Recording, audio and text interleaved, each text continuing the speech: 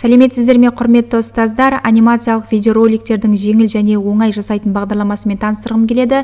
Мінекей видеоскрайп бағдарламасы деп аталады. Бұл бағдарламаны сіздер интернеттен жүктеп алсаңыздар болады.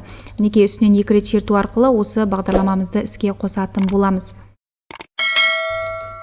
Мінекей бұл бағдарламаны кез келген сабақтарыңызда анимациялық видеоролик жасағанда қолдансаңыздар болады. Сонымен қатар шақыру роликтерін немесе жарнамалық роликтер жасасаңыздар болады. Мінекей біз жұмысты жалғастыру үшін логинді басасыз, басқаннан кейін мінекей осындай галочкалар шығады. Осыны басу арқылы біз жұмысымызды іске қосатын боламыз. Мінекей осы бағдарламаның жұмыс алаңы, мінекей жоғарыда инструменттер бар. Осы инструменттердің көмегімен жұмыстарымызды жалғастыратын боламыз. Мінекей жоғарыда сақтау, одан кейін image сурет қоюға болады, текст қоюға болады, диаграмма қоюға болады, музыка қоюға болады, озвучка жасауға болады, сонымен қатар фон қоюға болады және hand animation қолдануға болады. Енді қазір біз бір видеоролик жасап көреміз. Мінекей бұл жерге сурет қою үшін мына image-дің үстінен басасыздар. Басқаннан кейін бізде қазір бетше ашылатын болады. Күтеміз кішкене. Мінекей осы бағдарламаның ұсынған кереметте осындай сапалы суреттері бар. Осы жерден суреттер қолдансаңыздар болады. Немесе өзіңіздің алдын ала дайындалған, интернеттен жүктелген, немесе компьютеріңіздегі фото суреттерді алып келуге болады. Ол үшін мінекей папканы басасыз үстінен. Басқаннан кейін өзіңіздің алдын ала дайындалып қойған компьютеріңіздегі суреттеріңізді алып келесіздер. Мінекей рабочий столда мен дайындаған бір рамкам бар, соны алып келетін боламыз. Немесе фон алып келуге болады. Открытті басасыз, басқаннан кейін қазір осында келіп түсетін болады өзіміздің жаңағы таңдаған суретіміз. Мінекей енді үстінен графиканың үстінен бассаңыз, осы жерде осындай 4 бұрышты белгі шығады. Осының мишканың көмегімен осылай үлкейтіп алып келсеңіз болады. Мінекей.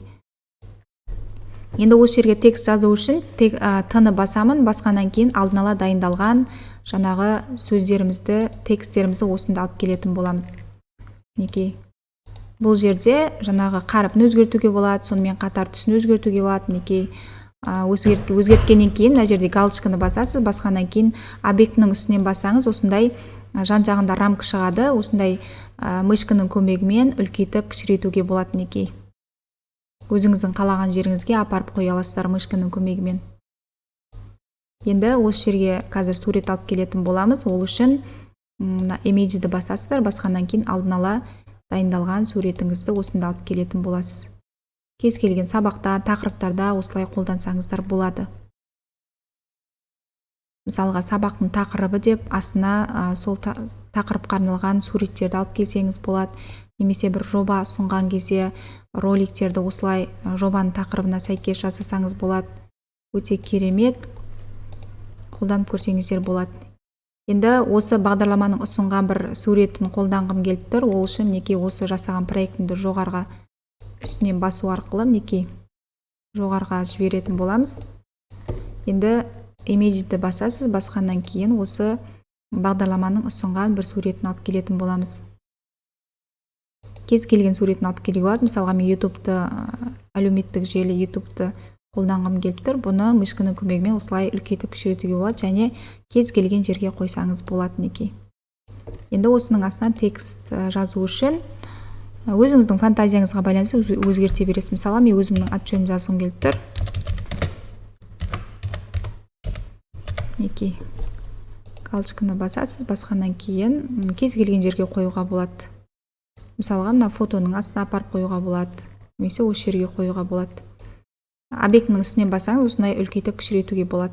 Енді осы кез келген объектінің үстінен басу арқылы сіз настройкасын жасай аласыз. Мысалға, мына жерді басатын болсаңыз, міне мынау қолмен жазылатын, немесе жаңағы қолмен алып келетін суреттерді, сондай нелерін жасасаңыз болады. Мінекей. Енді анимацияларын қоюға болады. Неше уақытта шығу керек. Мысалы, 30 секунд деген өте көп. Сондықтан біз секундтың қазір азайтатын боламыз. Әр объектінің үстіне бассаңыз, осындай настройка шығады. Өзіңіз өзгертіп алсаңыз болады. Енді осы жерге музыка қою үшін мінекей жаңағы музыканың үстінен басасыз, басқаннан кейін мына жерде папка бар. Осы жерден алдын ала дайындалған музыкамызды алып келетін боламыз. Мінекей. алып келеміз. Одан кейін мінекей галочканы басасыз. Басқаннан кейін осы автомат түрде осы музыка қойылатын болды. Мінекей объектінің үстінен басасыз. Мына жерде бізде рамкамыз шығу секунды өте жаңағы көп, сондықтан біз азайтамыз. Мінекей басқа нелерін, настройкаларын өздеріңіз қарап қолдансаңыздар болады. Мінекей енді қазір осы проектімізді қалай шыққанын көру үшін біз жоғары жақта просмотр деген бар, соны басу арқылы көретін боламыз. Алғаш әріп танытқан ұстаз деген жарықта бойға білім дарытқан өр бұл. Еңбегі бар ақталған бала қиялды тарман, ұстазыма сақталған сүргін. Басымын мәңгі ұстаз лайық құрметке қабылда. Мінекей біздерде осындай күшті керемете бір видеоролигіміз шықты. Міндетті түрде қолданып көріңіздер, өте керемет. Өздеріңіздің тақырыбыңызға байланысты, фантазияңызға байланысты өздеріңіз осылай видеоролик жасап алсаңыздар болады. Енді осы проектімізді сақтау үшін мінекей жоғары жақта сақтау деген бар, осыны басасыз. Басқаннан кейін мінекей флешка суреті бар, үстінен басу арқылы осы жерден настройкасын жасайсыз. Мінекей видео қылып сақтау үшін мінекей AVI болу керек, сосын бізде несі 720 стандарт HD болу керек. Одан кейінгі нелерін өзгертпейміз. Сосын мына жерге мысалға ролик деп сақтайық. Енді астында папка бар. Кез келген рабочий столға немесе басқада папкалеріңізге сақтауға болады. Мінекей кез келген жерге сақтауға болады. Мінекей выбор папки. Мінекей осылай енді астында загрузка жүреді.